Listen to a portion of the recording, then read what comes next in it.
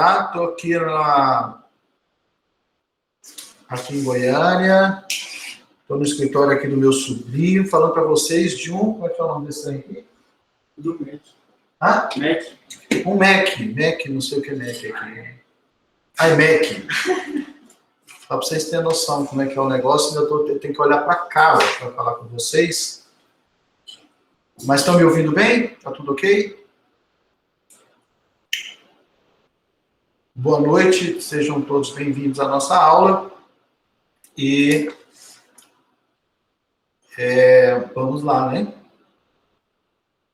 Deixa eu só ver uma coisa aqui que eu preciso confirmar. Só um minutinho, gente.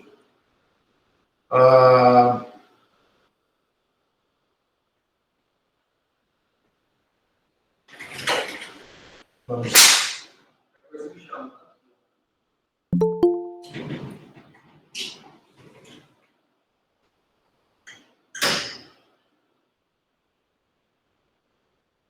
Bom, Elejur, se você tiver aí, não está sendo possível eu acessar pelo Instituto Soul, tá? Então, você vai ter que aceitar os alunos por aí. Eu não tenho como aceitar por aqui. Eu tive que entrar pelo meu e-mail para poder... Eu tive que entrar pelo meu e-mail para poder organizar tudo, tá? Bom, pessoal, vamos lá. Boa noite, né? Mais uma vez. Nós estamos dando continuidade à nossa aula sobre a Escola Francesa Psicanálise, falando principalmente de Lacan. E os pontos que nós trabalhamos de Lacan na aula passada foi exatamente os pontos onde nós divergimos. Houve aí uma diferenciação, né? Houve aí uma diferenciação. Deixa eu só pegar aqui onde nós paramos. Onde nós começamos a falar que Lacan estrutura o inconsciente, não como Freud, na questão como pulsão, mas Lacan vai chamar o inconsciente de linguagem. Então, a partir desse momento, na escola francesa, Lacan começa a dar um novo toque, um novo olhar para a psicanálise, no sentido de mostrar que, para Lacan, o inconsciente ele é uma linguagem. Não é uma linguagem no sentido, ele não quis afirmar que é uma linguagem, mas ele quis dizer que se estrutura na linguagem. Então, veja bem, vamos supor, o corpo humano tem cabeça, mas o corpo humano não é a cabeça, entende? Então, o que Lacan quis estruturar nessa questão do inconsciente, chamando o inconsciente de linguagem, é justamente mostrando que o inconsciente se estrutura em linguagens. Professor, mas que linguagens são essas? Quais são as linguagens que o inconsciente vai estruturar aquilo, processo do inconsciente? Então, nós começamos a partir daí. E como que isso funciona? Isso funciona da seguinte forma. O inconsciente, no olhar de Lacan, não como somente pulsões, ele entende que é uma linguagem. O tempo todo o inconsciente está tentando falar conosco, está tentando se expressar. Aí é que está a diferença, que não é uma diferença gritante no sentido da gente falar, poxa, é diferente, ou seja, Lacan mudou tudo, Lacan é contrário a Freud. Não, de forma alguma. É aquilo que eu já expliquei para vocês e venho falando ao longo das nossas aulas.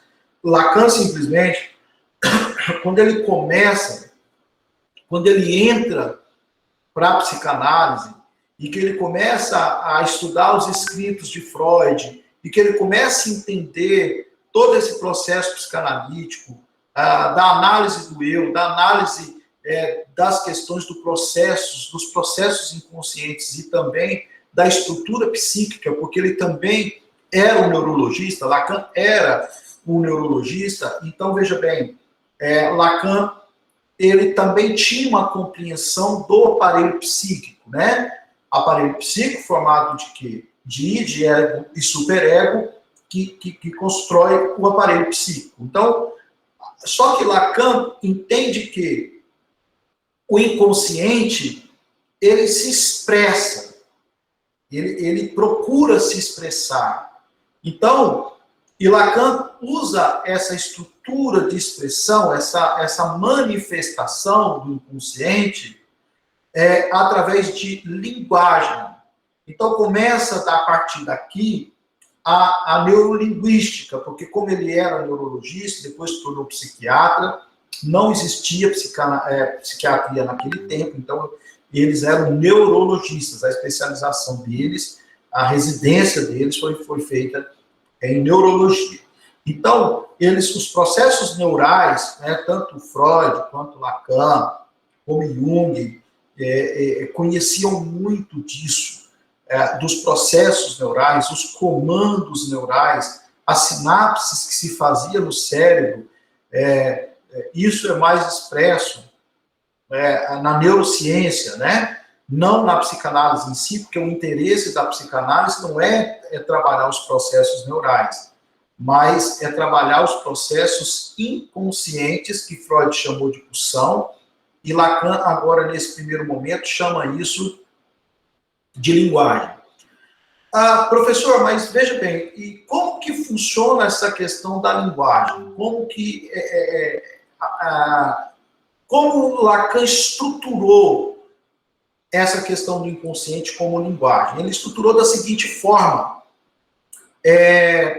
Por exemplo, um olhar fala, um mexer de boca fala, o enrijecer da testa fala, uma gesticulação fala, o mexer com os ombros fala, o mexer com as pernas fala, a forma com que a pessoa senta fala. Então, essas múltiplas facetas da linguagem do inconsciente é que Lacan traz à tona. Então, Lacan traz esse novo enfoque do inconsciente como linguagem, como uma maneira de querer se expressar. Então, veja bem,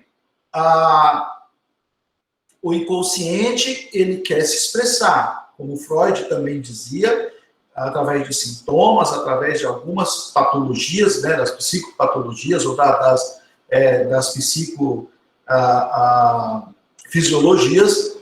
Então, esse inconsciente, ele quer se expressar, né? E nós sabemos muito bem que quando existe algo, Freud, inicialmente, trabalhando com a livre associação de palavras e de pensamentos, e depois ele entende que o sonho era a linguagem mais clara do inconsciente, era o sonho, tanto é que ele escreveu o livro A Interpretação de Sonhos, para que pudesse trazer com mais clareza toda essa questão do inconsciente. Só que Lacan entende que o nosso corpo, que é a manifestação de tudo que está dentro de nós, do nosso aparelho psíquico, o nosso corpo está o tempo todo se manifestando, né? Você percebe que uma pessoa está satisfeita ou não pelo olhar, pelo, né, quando, né, com o mexer da boca, às vezes com balançar de cabeça. Então, são muitas, né? Diz até que... Oi? De certa forma, Lacan quis expressar que o inconsciente também está nas microexpressões faciais e corporais do corpo? Ou eu entendi errado? Não, exatamente. O que Lacan quer nos mostrar é que o inconsciente, ele fala por várias expressões, e não apenas, ele não fala com a boca, né? Tanto é que o que Lacan menos interessava em ouvir do paciente, ou do analisando, o que menos interessava para Lacan era o que a pessoa falava. Tanto é que Lacan não deu um pingo de moral na questão na questão da livre associação de palavras. Lacan, ele praticamente elimina essa questão da livre associação de palavras, que é o que Freud trabalhou inicialmente, de deixar a pessoa falar tudo o que queria, e a partir dali ele buscava uma compreensão do que essa pessoa, dentro do que a pessoa falava, conseguia se expressar no inconsciente. Lacan traz isso por uma questão mais teatral, então era muito mais pelas facetas de movimentação que Lacan compreendia o inconsciente, entende? Então era muito mais pelas expressões do que pela própria fala. Tudo bem que a fala é importante porque você está falando, mas, por exemplo, eu, quando começo a ouvir pela primeira vez que um paciente chega ali no meu setting e eu começo a ouvir esse paciente, o que ele fala me interessa muito pouco.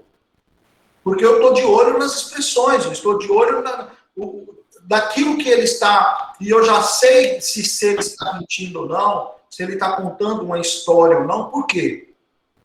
Como nós sabemos, o nosso inconsciente, ele, para que isso se manifeste no consciente, principalmente os traumas, existem muitos tabus, existem muitos filtros, principalmente os filtros que a gente vem falando aí ao longo de todos esses tempos de aula, são os filtros que nós colocamos. Então, se nós estamos ligados a uma determinada religião, essa religião já é um filtro. Então, a minha linguagem, agora já falando como Lacan, a minha linguagem vai estar voltada para esse filtro que a religião trouxe para mim. Vocês estão me entendendo? Então, veja bem, se eu faço parte de uma sociedade machista, então essa sociedade machista da qual eu estou inserido também tem um filtro, e a minha fala vai ser muito voltada para isso. Ela vai ser extremamente voltada para o machismo. Agora, se eu tenho igual Lacan era francês, mais contemporâneo, já vem de um olhar diferenciado. Freud vinha de um olhar onde a família era muito bem estruturada, com o pai como ícone, né? O pai era o totem, né? O totem, ou seja, a coluna dorsal da família era o pai. Então, no complexo de Édipo para Freud, o pai tinha uma importância extrema na construção da psique do ser humano, na psique humana. Então, por quê? Porque Freud era judeu, era de família tradicional, e todo esse tradicionalismo que o judaísmo trazia, e toda aquela repressão que ele trazia, os filtros de Freud estavam muito voltados para isso, e vocês percebem que nos livros de Freud, ele vem tentando desconstruir isso na própria autoimagem. Freud viveu um conflito interno o tempo todo para se desvencilhar desses filtros. Mesmo ele tentando desvencilhar desses filtros, ele sempre batia de frente com os filtros que ele tinha. Então isso acontece comigo, isso acontece com você. Como nós já falamos aqui, o tempo todo a gente fala o quê? O que é a psicanálise? É a análise do eu, é a análise de mim mesmo. Então, é a partir do meu olhar, é o olhar que eu tenho de mim mesmo, é que eu começo a ter do outro, porque o meu olhar se torna um espelho para o outro. Então, Lacan, a segunda coisa que Lacan coloca muito forte, primeiro estruturando o inconsciente como linguagem. Até aí não mudou nada. Freud chamou de pulsão, que se manifestava no corpo. Lacan pega e chama isso de linguagem, que também se manifesta, são formas de comunicação. Né? Então, o inconsciente para Lacan, ele se comunica com várias formas de se comunicar, com várias formas, e ele chama isso de linguagem. Por quê? Linguagem não é só falada. Se vocês não sabem, a parte falada ela é apenas 7% do todo da nossa comunicação. A nossa linguagem, 93%, ela está em outras expressões. A expressão da fala, especificamente, ela é, vou repetir, apenas 7% do todo. Então, é em cima disso, como eu também tenho essa especialização em neurolinguística, a neurolinguística nos diz que a linguagem falada, ela é apenas 7% do todo da linguagem que nós temos. E Lacan é ele quem lança, né? Não estritamente com essa nomenclatura, mas ele dá início ali nos anos 1900 e a partir de 39, 40, 50, ele começa a dar essa ênfase na linguagem. Então, há teóricos que dizem que Lacan deu início à neurolinguística, por exemplo. Lacan é mencionado dentro da neurolinguística, né? Como o pai da neurolinguística, no sentido de que ele começou a elaborar essa questão do inconsciente como linguagem, correto? Então, a segunda coisa que Lacan começa a trazer clareza para nós, que ele chama de estágio ou estado do espelho, que é a projeção. Freud também falou da projeção, né? Freud diz que tudo nosso está projetado no outro. A gente projeta o que nós somos no outro. Lacan pega, que diz que é um projeto, a gente projeta como espelho. Então, quando eu critico alguém, eu não estou falando de alguém. Quando eu critico de alguém, eu estou falando de mim mesmo. Então, nós temos que tomar muito cuidado com o que nós falamos das pessoas, porque nós estamos expressando o que está dentro de nós, focados, né? É como se fosse diante de um espelho.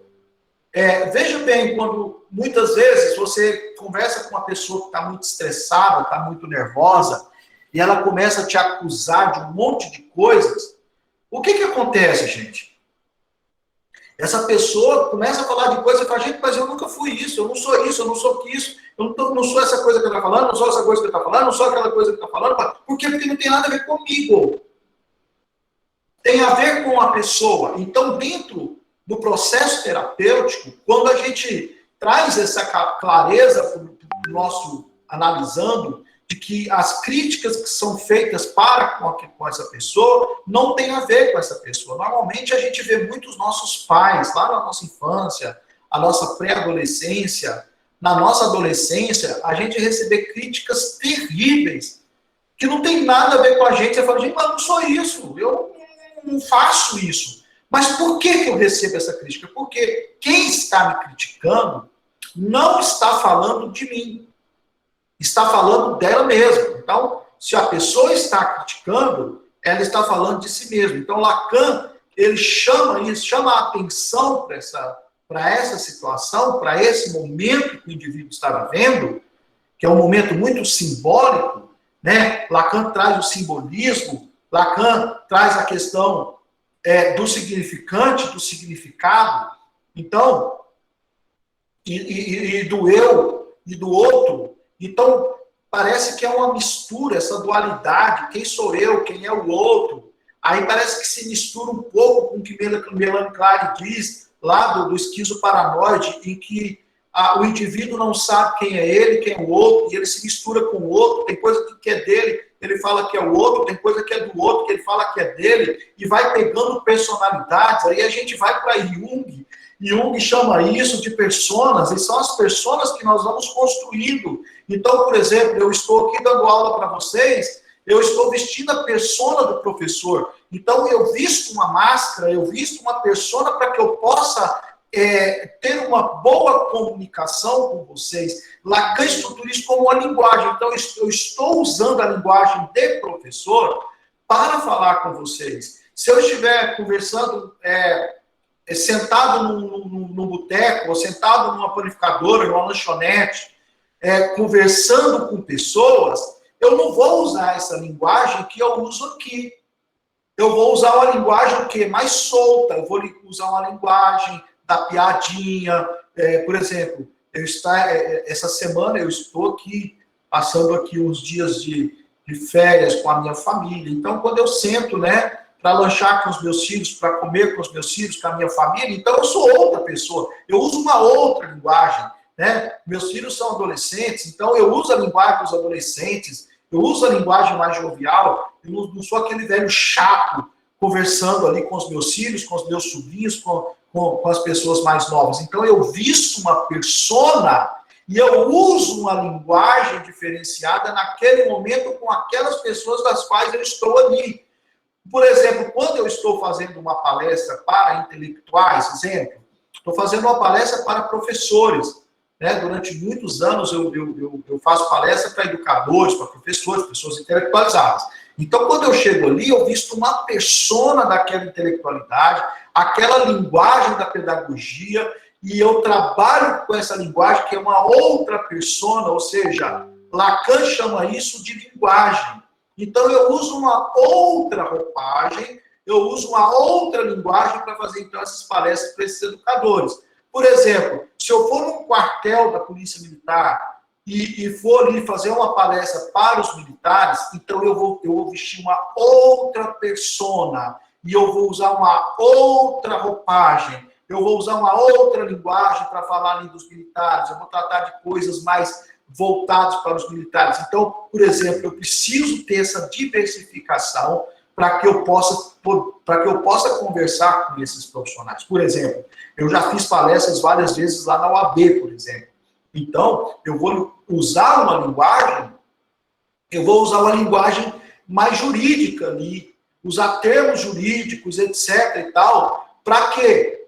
Porque eu visto a persona do advogado, eu visto a persona do jurídico para trazer para que eu possa conseguir, para que eu consiga ter uma comunicação com eles. É como se fosse, por exemplo, eu vou para os Estados Unidos e eu preciso falar o inglês, então eu preciso usar uma linguagem que eles entendam. Então, só estou fazendo esse trocadilho aqui, eu estou fazendo aqui, usando essa metáfora. Sim, Edivaldo? É para criar mais um paralelo de identidade e de pertencimento àquele grupo ali, que eles estejam ouvindo uma pessoa que seja deles, não seja de fora. Por isso que é modificar a linguagem, ou eu entendi errado.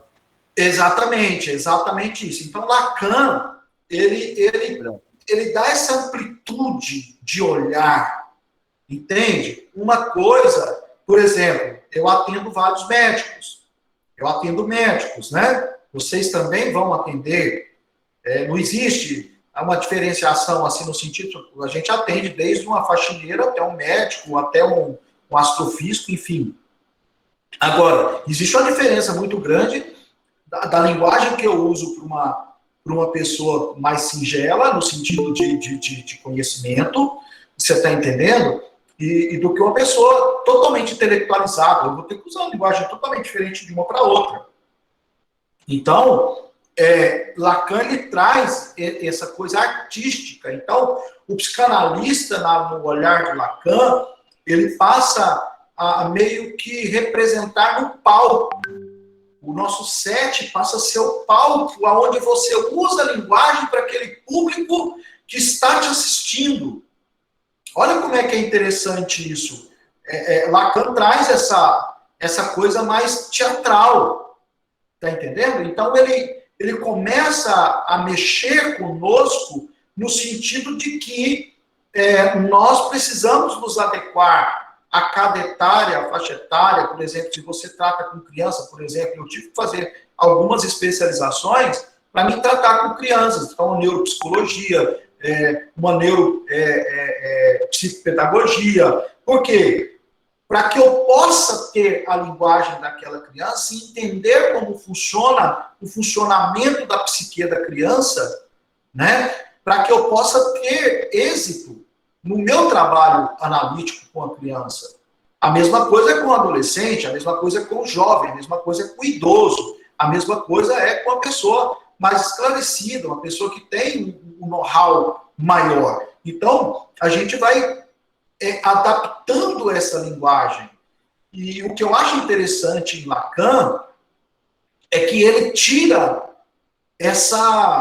esse peso que a psicanálise até então a psicanálise ela tinha um peso muito grande no sentido de ser uma coisa meio que assim, um pedestal. O psicanalista era quase que um deus no Olimpo, sentado ali no alto subindo trono, e a pessoa que era analisada lá embaixo, né?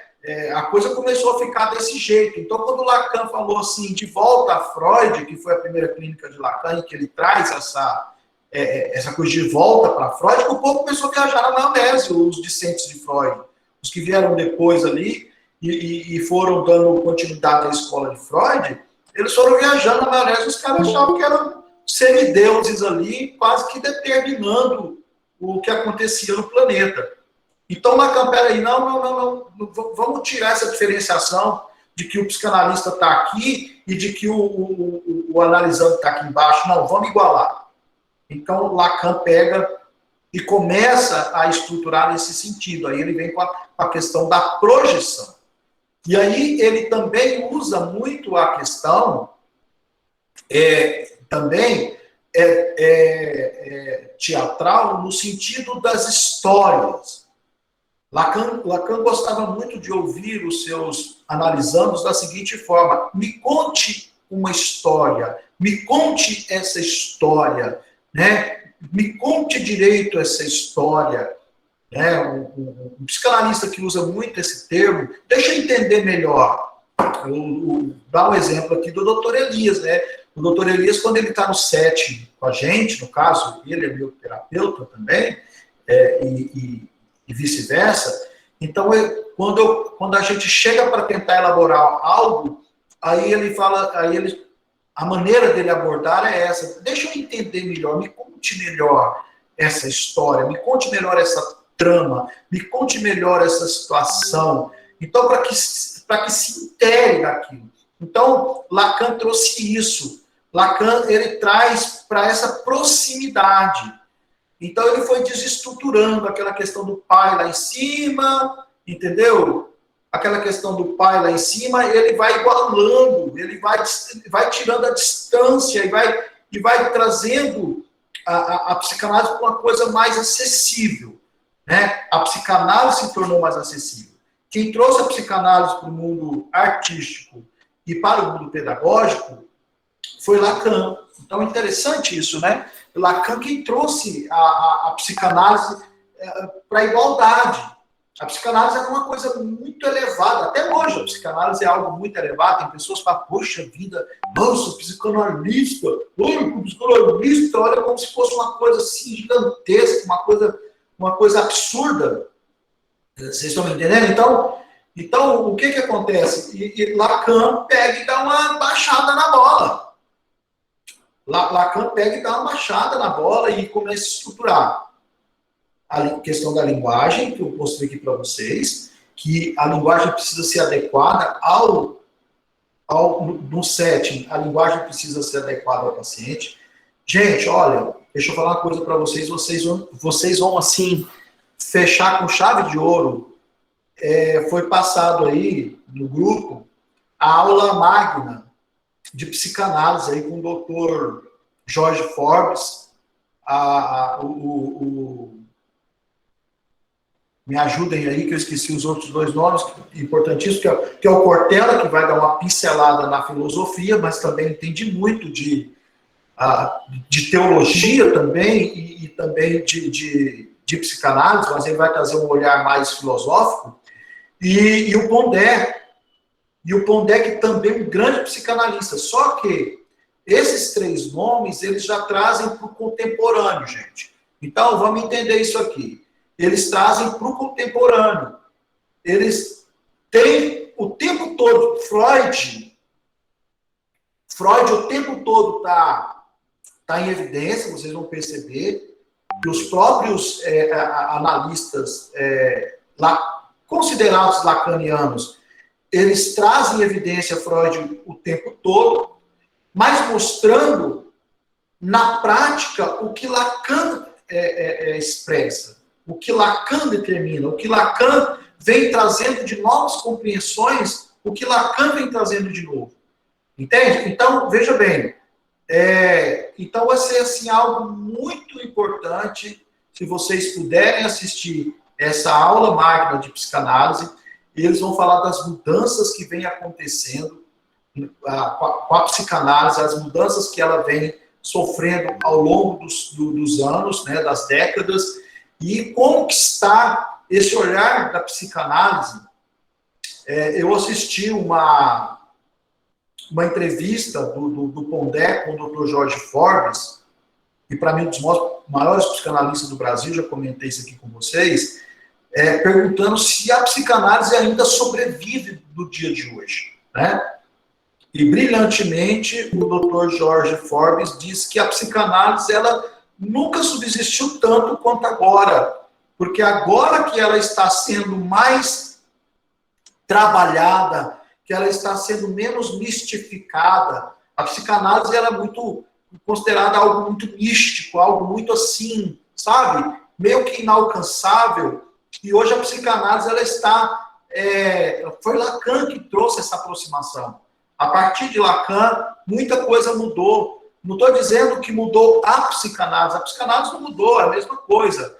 É a investigação do inconsciente, não mudou nada em relação ao que Freud estruturou. Mas eu estou dizendo que mudou a abordagem, que mudou o olhar da sociedade, o olhar, a compreensão das pessoas para com a psicanálise com o passar dos anos. Então, o que nós precisamos entender, né? Doutor, sim, mesmo. A Paula está tentando entrar para o senhor aceitar ela, por gentileza.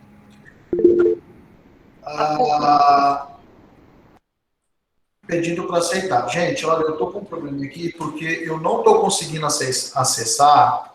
Eu vou até tentar novamente aqui para não dizer que eu não tentei. Porque é o seguinte, eu não sei porquê, mas eu consigo acessar, pelo menos nas outras, eu consegui acessar por aqui e eu autorizava por aqui. Só que eu não estou conseguindo, tá? Eu vou tentar aqui de uma outra maneira para ver se eu consigo acessar aqui, tá? Só um minutinho.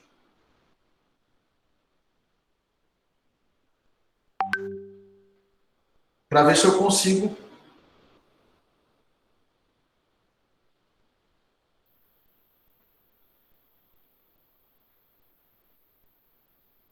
Vamos ver. Infelizmente, gente, eu não consigo autorizar aqui, entrar por aqui. Não sei o que aconteceu, o que foi que aconteceu, que pelo e-mail aqui da Soul, que eu sempre entrei, não está aceitando eu entrar aqui, participar com o código. Eu vou tentar mais uma vez.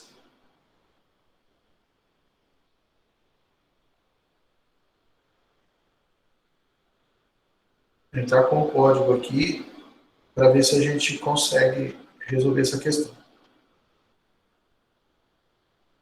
Vamos ver se dá.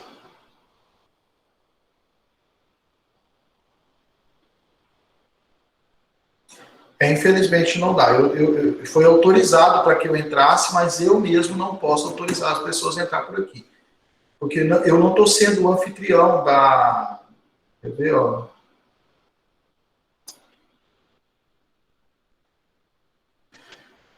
Pois é, estamos falando aí, né? Deixa eu ver aqui, gente. Só um minutinho, por favor.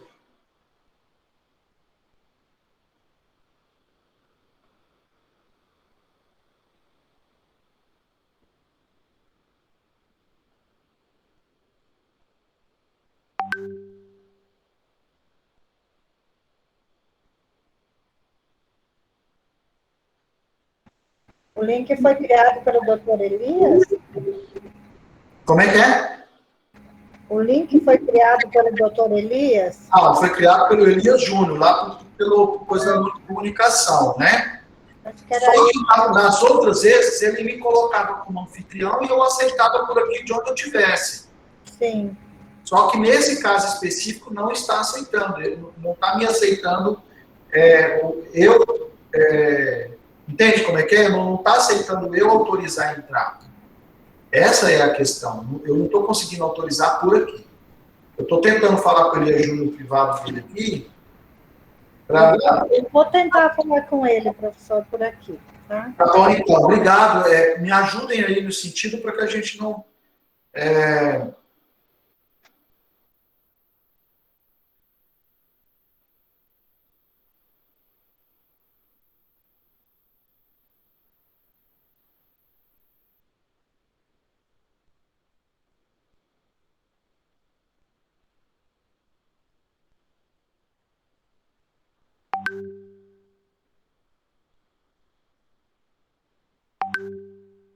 Já mandei mensagem para ele aqui, estou aguardando, tá, gente? Mas vamos continuando aqui. Gente, até onde a gente viu aqui de Lacan, eu queria que vocês... eu queria ouvir vocês. O que vocês entenderam? O que vocês entenderam aqui a respeito do que nós passamos de Lacan até o presente momento?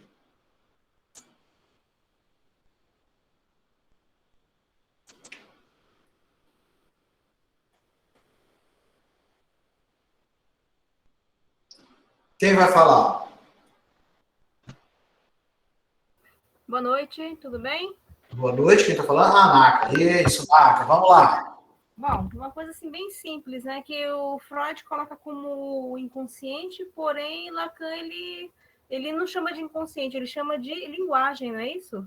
Lacan, né? Isso. Aham. Então, basicamente, a teoria é basicamente muito parecida com o de Freud, né? Porém, ele só utiliza umas nomenclaturas um pouco diferentes. Ok. Essa é a principal, aquilo que a gente vem colocando, porque existe uma visão muito equivocada de que Lacan veio meio que ser divergente de Freud, e essa não é a verdade. Você percebe que Lacan dá uma ampliada em tudo que Freud já colocou, Lacan vem e dá uma ampliada. Correto? É isso? Por exemplo, vamos lá da questão do significante e significado. O que vocês entenderam de significante e significado?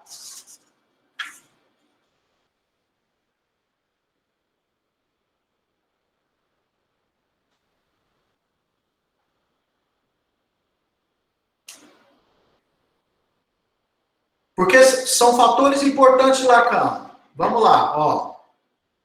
Significado, significante, significado, que é a simbologia, né? A questão do símbolo. A questão do estágio do espelho, que está ligado ao narcisismo, que é o que nós poderíamos chamar de narcisismo, que é a teoria do espelho. Eu olho para o outro, mas eu me vejo nesse outro, então é o espelho de mim mesmo. Lembra que Narciso ele não olhava para o espelho d'água? A mitologia não conta a história de que Narciso ele olhava para o espelho, ele via a sua imagem no espelho d'água, e de tanto ver a sua imagem, Narciso acabou caindo e se afogando e morreu ali diante da sua própria imagem. Essa é a mitologia, né? A respeito de Narciso. Então, o que Lacan chama? A teoria, o estágio do espelho, que justamente vem tratar essa questão. O estágio do espelho é o narcisismo, segundo Lacan. Então, quer dizer, como a Naka já disse, mudam apenas nomenclaturas, mas está falando da mesma coisa, ligadas às mesmas situações. Por exemplo, vamos usar o exemplo aqui, eu vou usar uma metáfora aqui para vocês entenderem o que é o significante e o significado. O significante é o objeto. Exemplo, celular. Celular é um significante. O que é o significado do celular? É o que ele produz. Por exemplo, uma laranja. A laranja é o significante. O que é o significado? É o sabor que a laranja tem. Entende? Então, a respeito de qualquer coisa, o que diz respeito a mim e o outro, o que significa? O que é significante? Eu olho O que é significante nessa nossa aula, por exemplo? E o que é significado? O significante é a psicanálise. E qual que é o significado? É a análise do consciente. É o trabalhar que nós temos, é o nosso trabalhar em investigar o inconsciente e trazer à tona coisas que estão inconscientes para que o indivíduo entenda quais os processos que estão acontecendo na vida dele e que ele não tem noção do que está acontecendo. Coisas que ele está fazendo, comportamentos que ele está tendo, até mesmo palavras que ele está dizendo, e que não existe ali um significado para aquilo, porque só está sendo um significante, ou seja, só está sendo uma matéria ali na sua frente. Mas o que aquilo realmente significa? Exemplo, o trauma. A pessoa chega no sétimo e diz assim, mas eu estou sentindo muita dor porque eu fui traído. Eu estou sentindo muita dor. Peraí, o que é o significante disso? O significante é a traição. Né? O significante é o que ele está colocando. Mas o que é o significado? É o significado que ele está dando para o trauma que ele está vivendo, que é a dor que ele está sentindo. Essa dor existe? Ela é palpável? Ela é substancial? Nós não estamos tratando de nada físico. Nós estamos tratando de questões subjetivas. Olha, gente, presta atenção. Olha isso aqui, que isso aqui é sério. A pessoa chega e fala, estou com dor no coração, eu tive que ir no cardiologista porque eu achei que estava infartando. Aí vai lá, faz exame, faz mapa, faz isso, pá. Não tem nada. A gente já sabe. Eu, com a experiência de tantos anos de consultório, eu falo, você perdeu o seu tempo lá no cardiologista, no médico, você perdeu o seu tempo. Por quê? Porque a gente está cansado de saber que não é nada. Essa dor não é física. Essa dor é psíquica. Então, não existe. Só tem um significante, mas não tem um significado. Porque passou-se a dar significado a algo que não existe. O que é uma traição? No campo psicanalítico, o que é uma traição? A traição não é nada. É uma opção que a pessoa teve, que no caso de um relacionamento conjugal, a pessoa escolheu, a pessoa quis ter um relacionamento extraconjugal, e existe ali uma sociedade, um contrato assinado entre marido e esposa, né? E por essa pessoa ter feito algo fora desse contrato, então se dá o direito do distrato, se dá o direito do divórcio, por causa do contrato. Agora, veja bem, tudo é aquela história, o combinado não sai caro. O que é o significante? É o contrato, é a certidão de casamento. E o que é o significado? É o verdadeiro amor conjugal, que faz o marido ser fiel à sua esposa, que faz a sua esposa ser fiel ao seu marido. É o significado que o casamento tem. Porque o casamento, simplesmente por ter uma aliança no dedo, uma aliança no dedo, ou um casamento por ter simplesmente um papel no cartório, não tem significado. É somente o significante. Mas o significado está na subjetividade. O significado sempre vai estar na subjetividade. O significado sempre vai estar na questão mais profunda do ser, que é o que nós chamamos de inconsciente. Ok? Então, significante e significado.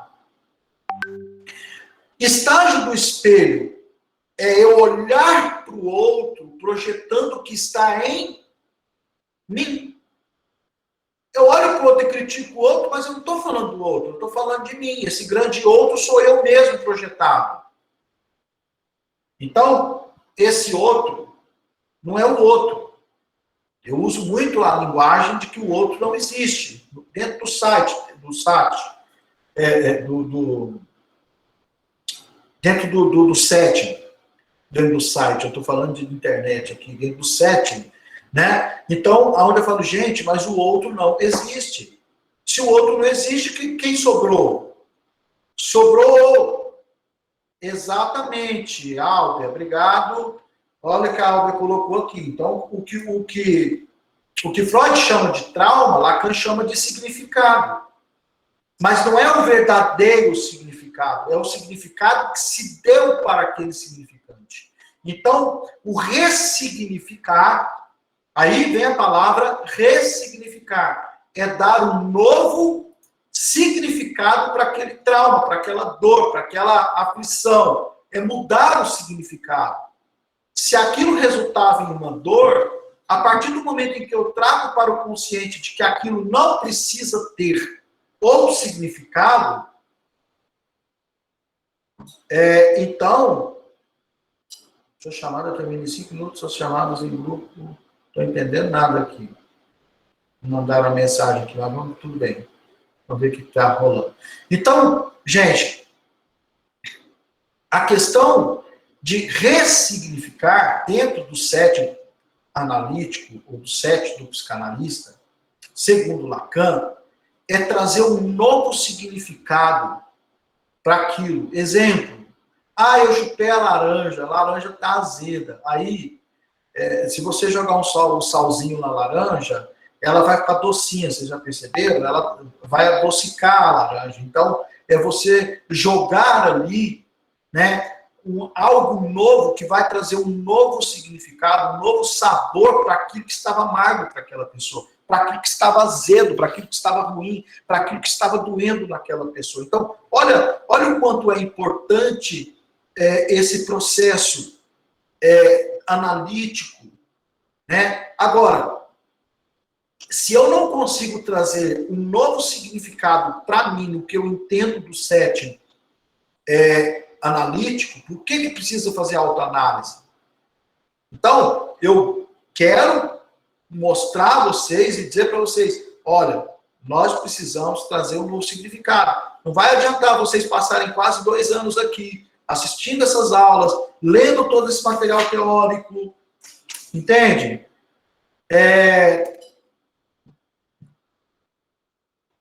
E fazer toda essa questão, tá? Toda essa questão aqui, se você não trouxer um novo significado para você.